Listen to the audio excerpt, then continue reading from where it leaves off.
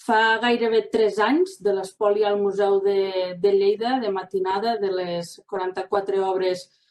del museu durant l'aplicació del 155, i fa gairebé un any de la nova sentència amb les 111 obres procedents de les parròquies de la Franja. I, per tant, no és casualitat que la data fos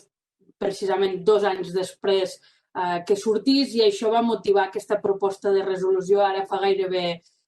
un any sobre la judicialització d'aquest patrimoni per part de l'Aragó, i per demanar als grups parlamentaris que condenem l'espoli que hi va haver el 2017, però també que rebutgem noves accions judicials en aquest sentit i que retornem a l'àmbit polític allò que no n'hauria d'haver sortit. I també que s'obri una investigació sobre les condicions de transport en les que es va fer el 2017, respectant els criteris internacionals. La reprovació del ministre Méndez de Vigo per la seva aquiescència, perquè malgrat no hi havia una sentència ferma en l'aplicació del 155, no va permetre que es pogués fer tots els recursos que en cas d'haver estat en una situació de governabilitat s'haguessin pogut presentar. I també la reprovació a les declaracions del jutge Martín González. No només va afirmar que va patir per les obres aquella matinada del desembre del 2017,